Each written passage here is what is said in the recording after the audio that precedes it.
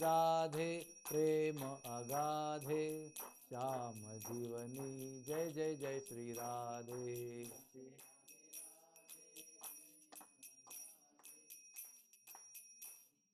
ठीक से सुनोगे तो ही बोल पाओगे।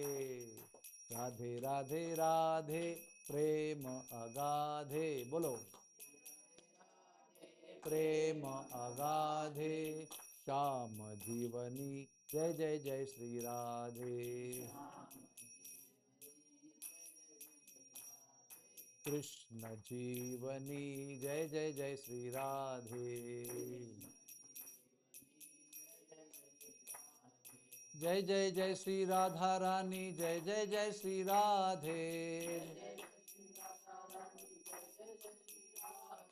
जय जय जय श्री राधा रानी जय जय जय श्री राधे। जय जय जय श्री राधे। जय जय जय श्री राधे। राधे राधे राधे प्रेम अगाधे श्याम जीवनी जय जय जय श्री राधे। प्रेम अगाधे श्याम जीवनी जय जय जय श्री राधे।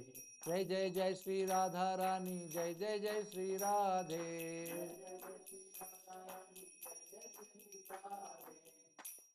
कृपा दृष्टि बोलना है आपको। कृपा दृष्टि मुँह पे बरसाओ, बोलो कृपा दृष्टि मुँह पे बरसाओ, बोलो भाव से बोलो, एक और बार प्रेम से। कृपा दृष्टि मुँह पे बरसाओ, प्रेम बूंद प्यासे को पिलाओ। प्रेम बूंद प्यासे को पिलाओ, हे प्रेम बूंद प्यासे को पिलाओ।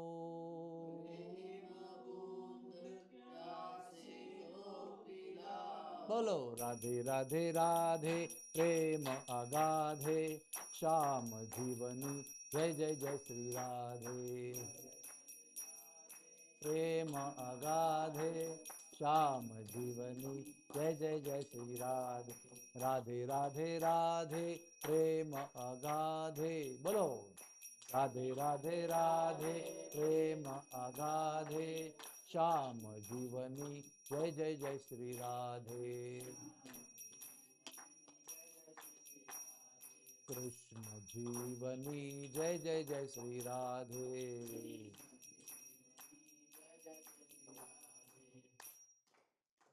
बोलो जय जय श्री राधे श्याम।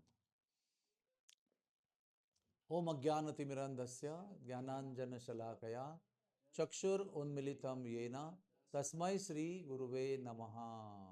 श्री चैतन्य मनोभीष्टं स्थापितं येन भूतले स्वयं रूपः कदा मह्यं ददाति स्वपदान्तिकम्। श्री कृष्णा चैतन्य प्रभु नित्यानंद श्री अद्वैत गदाधर श्रीवासदि गौर भक्त वृंद हरे कृष्णा कृष्णा कृष्णा हरे हरे, हरे राम राम राम हरे हरे।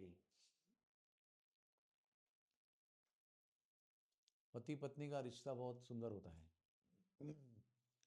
लेकिन आमतौर पर पति पत्नी एक दूसरे से कुछ स्वार्थ की अपेक्षा करते हैं, मुझे क्या मिलेगा, है ना? लेकिन शंकर पार्वती जो पति पत्नी है वो दिव्य पति पत्नी है, जन्म जन्मांतर तक उनका रिश्ता है। तो हम लोग भी अपने पत्नी को गिफ्ट देते हैं ना, बर्थडे को, पत्नी भी पति को गिफ्ट देती है बर्थडे को। क्या देते हैं? कभी मोबाइल देते हैं, कभी कुछ शर्ट का पीस देते हैं, कभी साड़ी देते हैं, कभी कुछ देते हैं, कभी गहना देते हैं, कुछ कुछ देते हैं। लेकिन शंकर जी ने पार्वती को क्या भेंट दिया? राधा कृपा कटाक्ष स्तोत्र। राधा कृपा कटाक्ष स्तोत्र का निर्माण किया और अपने पत्नी को भेज दिया उन्होंने। तो राधा तो सिंपल है, कृपा भी सिंपल है। कटाक्ष का मतलब क्या होता है? कटाक्ष का मतलब क्या होता है? तिरछी नज़र, उसको कटाक्ष कहते हैं। उसको चितवन भी कहते हैं, तिरछी चितवन, ऐसे, है ना। तो प्रेम से कभी भी कृष्ण को ऐसे देखते हैं ना, राधा रानी, तिरछी चितवन, उसको कटाक्ष कहते हैं।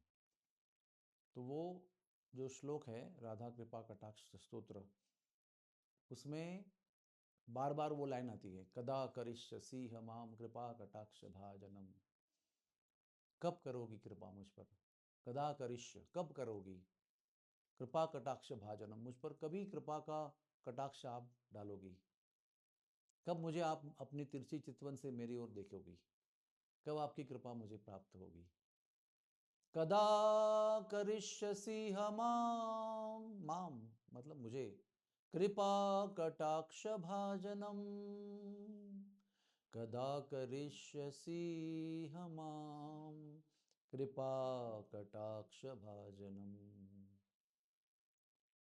मुनीन्द्र वृंद वंदिते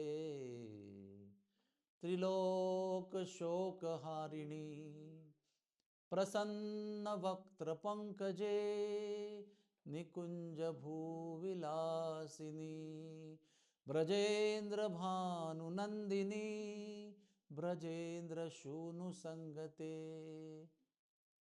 कदा करिष्यसि हमाम कृपा कटाक्ष भाजनम, कदा करिष्यसि हमाम कृपा कटाक्ष भाजनम। मुनीन्द्र वृंद वंदिते, केवल मुनि नहीं, मुनि का व्याख्या क्या होती है? उसका एक अपना फिलॉसफी होता है अलग, उसको मुनि कहते हैं। उसके बिना मुनि नहीं कहला सकते हैं। उसका एक अपना सिद्धांत होता है अलग, इंडिपेंडेंट। तो ये मुनियों के इंद्र कौन है? कृष्ण भगवान, यानी मुनिंद्र, मुनिंद्र वृंद वंदिते। तो ऐसे मुनिंद्र जो हैं, जो मुनियों के भी नेता हैं, महान मुनि हैं, ऐसा जो समुदाय है वृंद, वो इनका वंदन करते हैं। वंदिते किसका? राधा रानी का। तो ये राधा रानी जो है वो मुनिंद्रों द्वारा, उनके समूह द्वारा पूजित है, वंदित है। मुनिंद्र वृंद वंदिते त्रिलोक शोक हारिणी। राधा रानी की ऐसी शक्ति है, वो त्रिलोक में जितने शोक है उसका हरण कर सकती है। ऐसी शक्ति किसी के पास नहीं। तीनों लोक में कितने लोग हैं टोटल? बताया था मैंने आपको, इधर ही बताया था। तीनों लोक में टोटल कितने लोग हैं? 14। 7 ऊपर है, बीच में पृथ्वी है, 6 नीचे है। तो इन सभी लोकों में कोई ना कोई मुनि है। ऊपर वाले में बहुत है, नीचे वाले में हर जगह पर मुनि होते हैं। कोई आस्तिक मुनि होते, कोई नास्तिक मुनि भी होते। अपना अपना विचार रखते हैं ना वो, आस्तिक और नास्तिक। लेकिन तीनों लोक में कौन सा शोक है बताइए आप? जन्म मृत्यु जरा व्याधि। जन्म भी है, मृत्यु भी है, बीमारी भी, बुढ़ापा है, कहाँ छूटा है? ना देवताओं को छूटा है, ना हमको छूटा है। और कौन से कष्ट हैं? 3 ताप, 3 प्रकार के क्लेश हैं। कौन से हैं वो? आदि दैविक, यानी देवताओं को द्वारा, यानी बहुत वर्षा हो रही है, बहुत गर्मी हो रही है, सुबह गर्मी, रात को वर्षा, रात दिन में ओले गिर रहे हैं, कभी बर्फ गिरती है, कभी दिन में धूप आती है, कभी हवा चलती है, तूफान आता है। देवताओं की तरफ से कष्ट जो है उससे कोई मुक्त नहीं है। ना स्वर्ग लोकों में मुक्त है, ना हमारे लोक में मुक्त है, ना नीचे के लोक में मुक्त है। सब जगह होती है प्रभु जी। ये सब भौतिक जगत है। वहाँ पर कैसा है ना, जैसे अभी हम लोग अभी इधर आए हैं, तो अभी इस वक्त बम्बई में कैसे है? प्रचंड गर्मी है, पसीने की वर्षा हो रही है। लेकिन यहाँ कैसे है? एकदम प्रसन्न वातावरण है। धूप भी है तो बढ़िया, अच्छा लग रहा है, ठंडी ठंडी हवा आ रही है ना। लेकिन अभी आप अगले महीने आओगे तो कड़क धूप आ जाएगी। और जब जनवरी में आओगे तो कड़क ठंड रहेगी, माइनस तक पहुंच जाएगा। तो कष्ट तो है ना। अभी अभी मैं बम्बई से भाग के आया हूँ और यहाँ ठंड का आनंद ले रहा हूँ, लेकिन वापस तो मुझे जाना है ना, तो 15-20 दिन तो गर्मी लगेगी ही मुझे। तो ये जो प्राकृतिक ताप है, क्लेश है, इससे कोई बच नहीं सकता है। कितना भी आप भागते रहो, यहाँ से पलायन करते रहो। तो मैं एग्जाम्पल को दिया आपको कि स्वर्ग लोकों में ये प्रसन्न वातावरण होता है अधिकतर, लेकिन जन्म मृत्यु है वहाँ पर। बीमारियां भी बहुत कम होती है, लेकिन बीमारी होती ज़रूर है। और वृद्धत्व भी आता है। भले आपकी आयु 10 लाख साल होगी तो आपको 8 लाख साल के बाद में बुढ़ापे का अनुभव, और 8 लाख साल आप युवा अवस्था का आनंद ले सकते हो।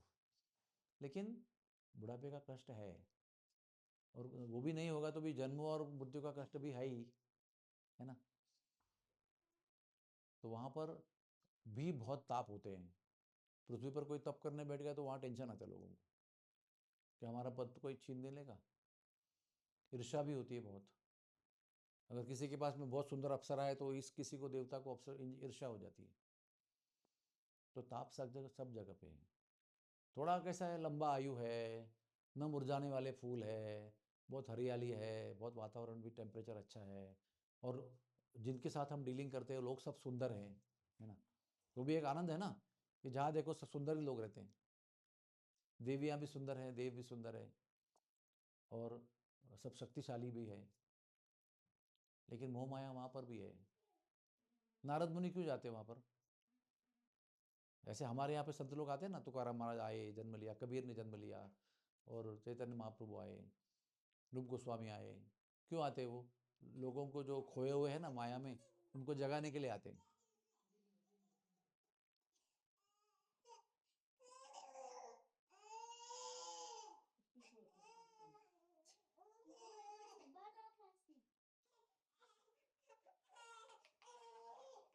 तो वैसे यहाँ पर तो बदबू वाला शरीर है, फिर भी इतनी माया है। और तो सुगंधित शरीर है, ज़्यादा माया होती है, ज़्यादा अटैचमेंट होता है। यहाँ की सबसे बड़ी सौंदर्यवती जो है वो स्वर्ग के सबसे नीचे वाले औरत के सामने घोड़ी लगती है, ऐसा लिखा है। तो जहाँ ज़्यादा सौंदर्य होगा तो आकर्षण ज़्यादा होगा ना, मोह ज़्यादा होगा कि नहीं, वासना भी ज़्यादा होगी। तो उन लोगों को भी समझाने के लिए वहाँ पर भी नारद मुनि, अंगिरा मुनि, अगस्त्य मुनि जाते रहते हैं प्रचार करने के लिए। प्रचार सब जगह चलता है, हर लोक में प्रचार करते हैं लोग, क्योंकि हर प्रकार के लोग हर लोक में होते हैं, है ना। अभी पंजाबी में जाएंगे तो पंजाबी में आपको भक्त भी मिलेंगे, अभक्त भी मिलेंगे, मांस खाने वाले मिलेंगे, न मांस खाने वाले मिलेंगे। कश्मीर में जाओ तो दोनों मिलेंगे, महाराष्ट्र में जाओ तो दोनों मिलेंगे। सब जगह सब प्रकार के लोग होते हैं, और सब प्रकार के लोगों के साथ सब प्रकार के कष्ट भी उनको होते रहते हैं। और नीचे कैसे हैं, क्या कष्ट नीचे? वो भगवान को मानते ही नहीं है, भगवान के विरोध में, भगवान के चैलेंज में अपना जीवन चलाते हैं, उनको भी कष्ट होता है। और यहाँ पर कैसे हम बीच में हैं। यहाँ पर ऐसा कहा गया है, सुख जवा पाड़े दुख पर्वता एवड़े, यानी जो होता है ना, जौ बार्ली, उतना सुख प्राप्त होता है। वो सुख प्राप्त होने के लिए पर्वत के समान दुखों का अनुभव करना पड़ता है। ये पृथ्वी लोक का स्वभाव है। यहाँ पर सुख का जो है ना वो बड़े आभास होता है। हाँ, आज कुछ संकट नहीं आए तो आज अच्छा दिन गया, यानी सुख। सुख का अर्थ ये व्याख्या कैसी है, दुख का अभाव, इसको सुख कहते हैं। लेकिन पॉजिटिव सुख की कल्पना यहाँ पर नहीं है। आज पति पत्नी में झगड़ा नहीं हुआ तो आज अच्छा चला गृहस्थी आपकी। किसी को जैसे पानी में किसी को डुबाया आपने और 1 मिनट के लिए बाहर निकाला तो वो उसको सुख का अनुभव होता है, लेकिन वो वास्तव में सुख नहीं है। उसको खाली अंदर से रिहा कर दिया तो उसको चैन की सांस लिया उसने। तो सारांश क्या है इसका? तीनों लोकों में दुख है। दुख दो प्रकार के होते हैं, एक होता है शोक और एक होती है आकांक्षा। ध्यान से सुनो, दो ही प्रकार के दुख होते हैं। एक होता है जो हमारे पास था, वो खो गया। आपके पास आरोग्य था, अभी हम बीमार हो गए, आपका आरोग्य खो गया। या आप बहुत सुंदर हैं तो कभी कभी एक्सीडेंट हो गया तो टाँका आ गया इधर समझो मुंह पे, तो सौंदर्य गया। तो हमको दुख होता है। हमारे पास कुछ था, वो किसी कारण में छिन गया, तो शोक होता है। और एक प्रकार का दुख होता है कि मुझे ना, वो मेरे पास तो मारुति है, मुझे वो ऑडी चाहिए। क्या नहीं है आपके पास, उसके प्रति आकांक्षा है, उसके प्रति भी दुख होता है कि वो नहीं है मेरे पास, वो नहीं है। देखो सब साड़ियाँ हैं लेकिन वो कांजीवरम नहीं है मेरे पास है ना। सब गहने लेकिन हीरो के गहने नहीं है, वो चाहिए, तो उसके लिए भी दुख होता है। तो दो ही प्रकार के दुख होते हैं, एक नहीं है उसको प्राप्त करने के लिए, और एक है वो खो गया इसलिए दुख होता है। और आप बताइए कौन सा ऐसा समय है जीवन में कि आप खोते नहीं हो? विचार करो आप इस बात पे। सबसे बड़ा, अगर कुछ भी नहीं खोते हो तो भी आपकी आयु के, आपका आयु के द्वारा आपका यौवन तो खो रहे हैं ना आप, आरोग्य भी खो रहे हैं, चुस्ती भी खो रहे हैं कि नहीं। अभी जैसे उम्र बढ़ेगी तो ये दुख रहा है, अभी वो पहाड़ नहीं चढ़ने को होता है तो सीढ़ी चढ़ने को होता नहीं, जमीन पर बैठने को नहीं हो रहा है, ऊपर बैठना पड़ेगा, और कितने प्रकार के। तो हर समय काल आपसे कुछ ना कुछ छीन रहा है, और उसका दुख हर व्यक्ति को है। कितना अच्छा था मैं जब 16 साल का था, इतना फुर्तीला था, अभी देखो वो तो मेरा स्वर्ग सजा जीवन था, वो समाप्त हो गया आज, अभी नहीं रहा, मैं 40 साल का हो गया। तो ये दो प्रकार के दुख सब जगह हैं। स्वर्ग में इंद्र को भी है। कभी कभी ऐसा लगता है कि इंद्र से आप सुखी हो, क्योंकि इंद्र ऊपर जाता है एंजॉय करने के लिए, लेकिन एक आँख उसके नीचे रहती है, कोई तप तो नहीं कर रहा है और मेरा पद तो नहीं लेगा, तो उधर एंजॉय भी करने का प्रयास कर रहा है, उधर नीचे भी ध्यान दे रहा है। कोई तप करने को बैठा तो अप्सरा को भेजता है, तो डिस्टर्ब करो, तब पूरा मत करने दो। और ऊपर जब भी एंजॉय करता है ना, तो बताता हूँ क्या होता है। एक बार दुर्वासा मुनि वैकुंठ से आए, और वैकुंठ से उनको इंद्र के पास आने का प्लान था, टूरिज्म, क्योंकि साधु है ना, वो भ्रमंती करते रहते, भ्रमण करते रहते हैं। तो वो ना इंद्र के लिए आते समय महाविष्णु की महाप्रसादी माला लेकर आया, ताकि इंद्र को गिफ्ट दे दें उसको। देखो कितनी बड़ी बात है। इंद्र को महाविष्णु के आने का अधिकार नहीं है, तो ये दुर्वासा मुनि को अधिकार है। तो वहां गए, दर्शन किया, उनसे प्रसादी माला लिया, और इंद्र के लिए लेके आए नीचे। अभी जब लेके आए, इंद्रलोक में पहुंचे, तो इंद्र जो है वो हाथी पर बैठकर अप्सराओं का डांस देख रहे हैं।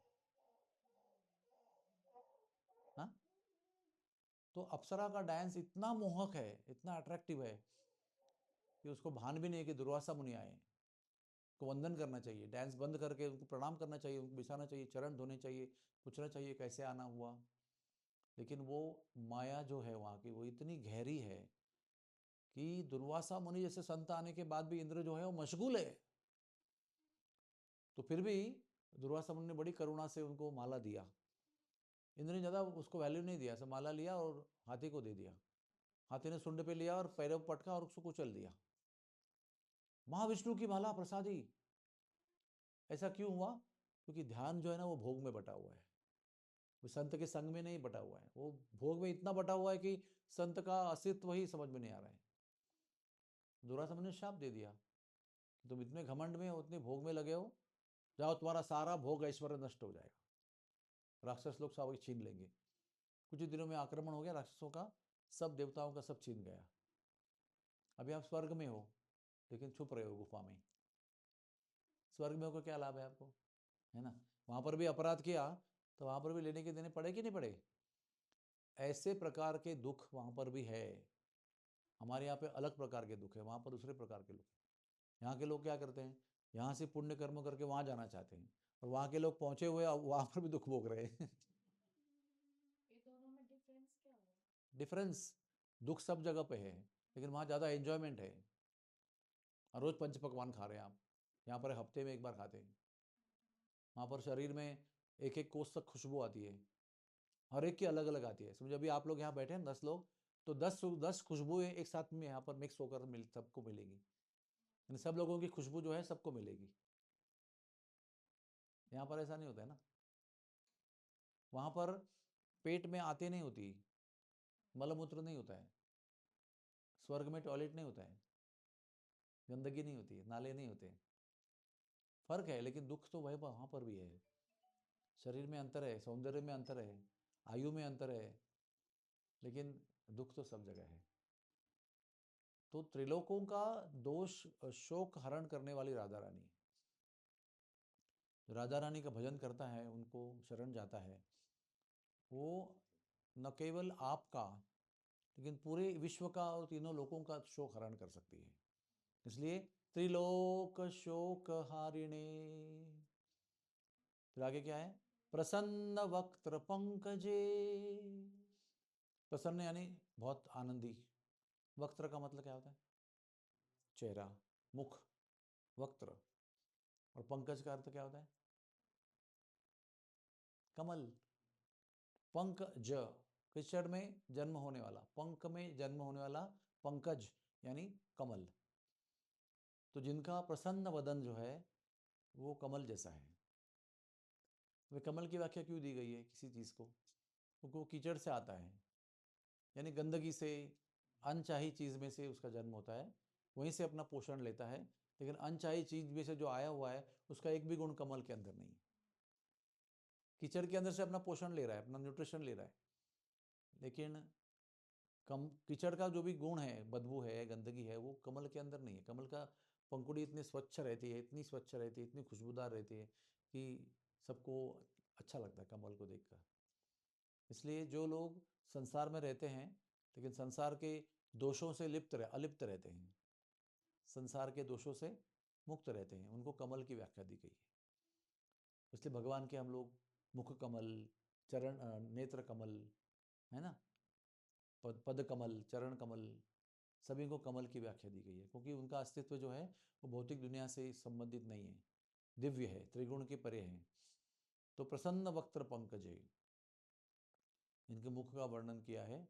हरे कृष्णा कृष्ण कृष्ण हरे हरे, हरे राम राम राम हरे हरे। निकुंज भू विलासिनी। राधा रानी कैसी है? पहले आपको बताते हैं निकुंज क्या होता है। किसी को पता है निकुंज क्या होता है? आप बताइए, सीधे बैठिए एकदम straight, sit straight, take deep breath. तो व्हाट इज द व्याख्या ऑफ निकुंज? उसके पहले कुंज की व्याख्या करनी चाहिए। कुंज वो वन है जो सभी जगह से खुला हुआ है, कहीं से भी एंट्री कर सकते हो। लेकिन निकुंज वो वन है जो सब जगह बंद रहता है, वो एक ही जगह एंट्री रहती है उसकी। तो कुंज में जो है गौचारण होता है, ग्वाल बाल खेलते हैं, दिन में गोपियाँ भी ग्वाल बालों के साथ कभी कभी लीला करती हैं, तो वो कुंज में होता है।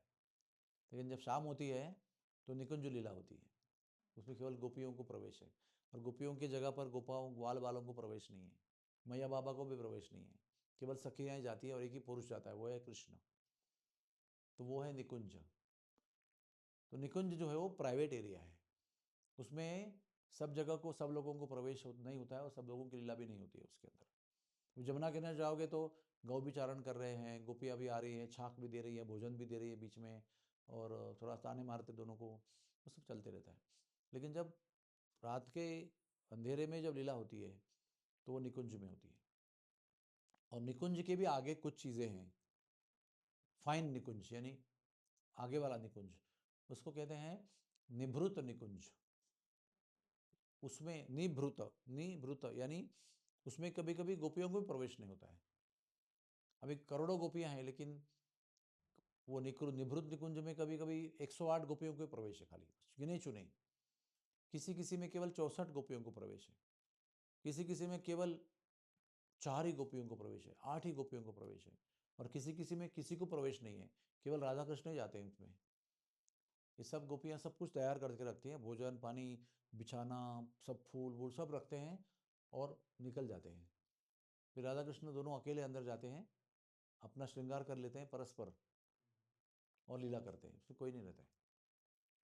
बाकी इस लीला में वृंदा देवी, ललिता देवी सबका श्रृंगार करती हैं, कोई भोजन बनाता है, कोई गीत गाता है, कोई वाद्य बजाता है, कोई नृत्य करता है, ऐसे बहुत सारा प्लानिंग होता है निकुंज लीला में।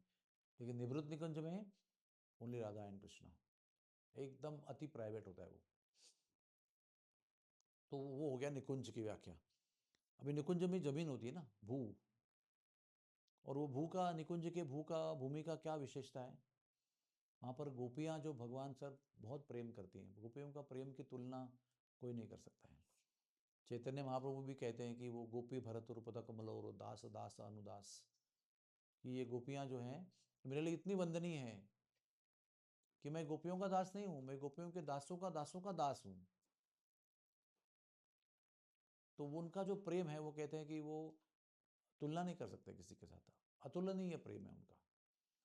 तो इनके चरण कमल से पवित्र हुआ भूमि है वो, जिसमें कृष्ण और गोपियों के, राधा रानी के, अष्ट सखियों के चरण कमल लगते रहते हैं। और वो कैसे रहते हैं? वो भाव से भरे रहते हैं। जैसे अभी जब कृष्ण चलते हैं भाव से तो पत्थर पिघल जाते हैं। जब भरत और राम चित्रकूट में मिले थे, इतना भाव था वहाँ पर कि सबके चरण चिन्ह वहाँ बने हुए हैं। जब वो गले मिले थे चित्रकूट में, तो मैयाओं के भी चरण चिन्ह हैं, भरत के भी चरण चिन्ह हैं, राम के भी है, लक्ष्मण के भी है। इतने सब लोग भाव से खड़े थे वहाँ पर, और भाव से खड़े होकर उनका चरण कमल जमीन पर स्पर्श हो रहा था, तो वहाँ सब चरण चिन्ह बन गए। तो ऐसे निकुंज में गोपियों के प्रेम के द्वारा गहरे भाव में लीला करते हुए चरण चिन्ह का चरण स्पर्श हुआ है। तो जहाँ पर कृष्ण के भक्तों के चरणों का स्पर्श हुआ है, उसमें लेटने के लिए राधा रानी को संकोच नहीं है।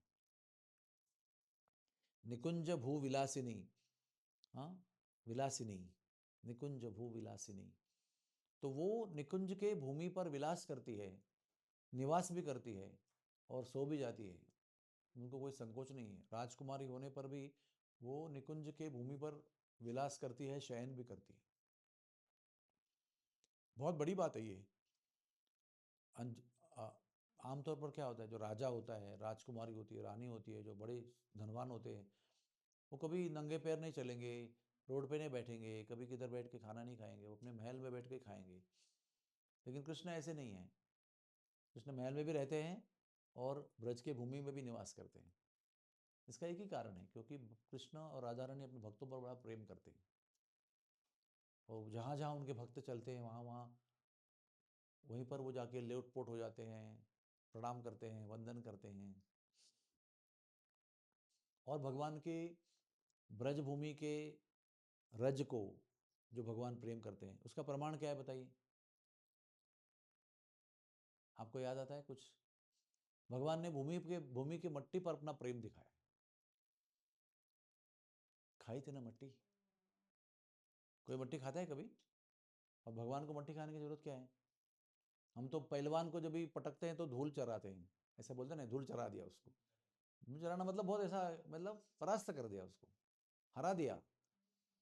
लेकिन वो धूल जो है वो हम लोग परास्त करते हैं, किसी को चरा देते हैं। वो भगवान खाते हैं। क्यों खाते हैं? क्योंकि उनके भक्त लोग जो है वो चरण, उनके धूली वहां पर लगी हुई है। और भगवान जाकर बरसाने में दंडवत क्यों करते हैं? राधा रानी के चरण वहां भूमि पर लगे हुए हैं, इसलिए भगवान जाकर वहां पहले दंडवत करते हैं, लोटपोट हो जाते हैं, है ना? तो निकुंज भूविलासिनी, निकुंजों के रज में राधा और कृष्ण लीला करते हैं। और क्या वर्णन है उसका? ब्रजेंद्र भानु नंदिनी। वो कौन है वो अभी इस जन्म में, इस अवतार में ब्रजेंद्र भानु यानी वृषभानु, जो ब्रज के राजा हैं, ब्रजेंद्र, उनका नाम भानु है, उनके पुत्री के रूप में आई है वो। ब्रजेंद्र भानु नंदिनी, नंदिनी का अर्थ है पुत्री। किसी को भी अपने आपको भी वृंदा को कहना है तो आप कह सकते हो मीनाक्षी नंदिनी, क्योंकि मीनाक्षी की पुत्री है।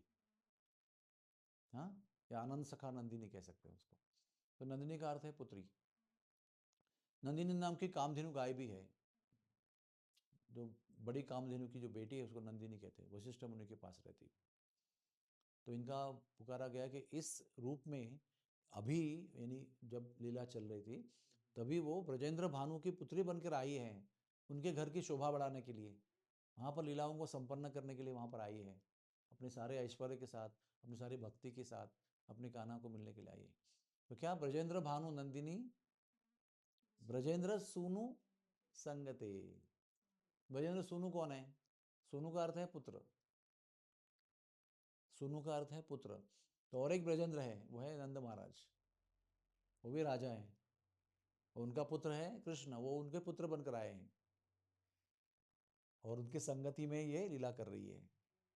ऐसी राधा रानी कदा करिष्यसि माम कृपा कटाक्ष भाजनम।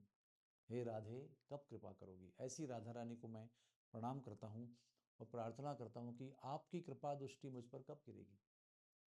हरे कृष्णा।